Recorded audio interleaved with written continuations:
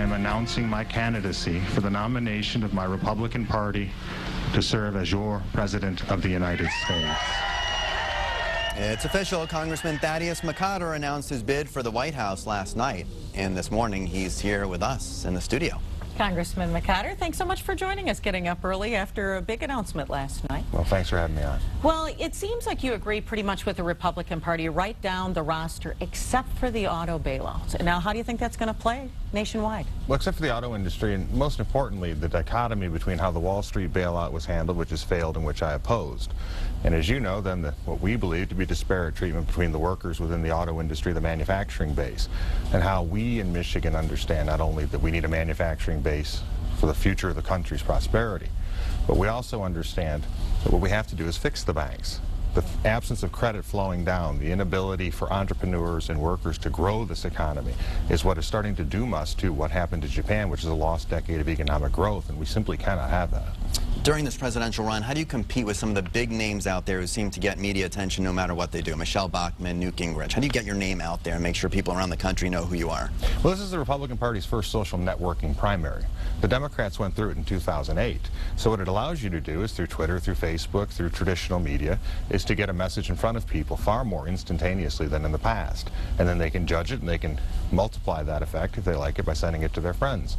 So as we've already seen in this election, people can come from seemingly nowhere, get their message, get traction and get attention, or they can also go back to nowhere.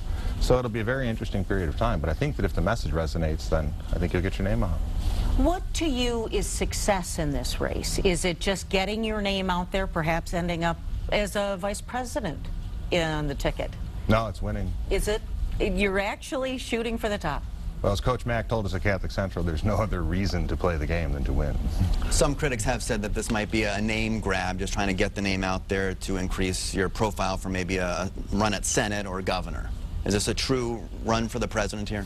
Well, we have a governor there, and he just got elected. I don't hope he doesn't go anywhere anytime soon as a Republican. I hope he's there for 8 years. And Senator Stabenow's running this year, so to see that would be the time to do that. So people are going to say what they're going to say. They're going to give you a million reasons not to vote for me. My job's to give you one. And what will be your message nationwide? What will be the key thing you want people to remember from this weekend? From this weekend is that we can have a future of prosperity and security, but it's going to be up to the American people. Government is too big at this period of time. It's imploding around us. It's no longer sustainable in the 21st century, and we have to make sure that it is restructured, that the banks are restructured, and that we go forward as a country into a period of prosperity and economic growth that I think will be unprecedented in American history. And during this race, what will you point to as your biggest accomplishments for the people of Livonia and surrounding neighborhoods? I think the two things that I'll be most remembered for is opposing the Wall Street bailout and supporting the auto industry, supporting American manufacturing, and I'm quite proud of that. I think it would have been otherwise to break the faith with not only the people of Michigan, but with people who actually work for a living and produce wealth in this country. If we'd have simply abandoned them and allowed the social cost of their cherished way of life to be destroyed, their hearth of home to be destroyed, I think that would be relegating us to a second-class country. Where do we go with health care?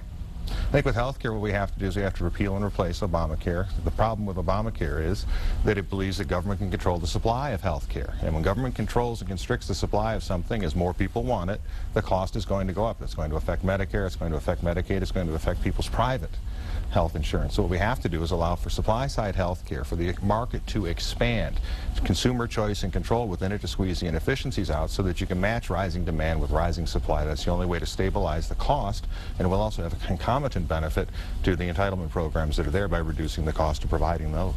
All right, Congressman, thanks so much for coming in this morning. We appreciate it. Thanks for having me. And good luck. You tell Mr. Edwards we don't need hot weather like that for any more announcements. You can tell him right now. Let's send it over to Chris. Let's go to Chris. Mr. Edwards has gotten the message, sir, indeed.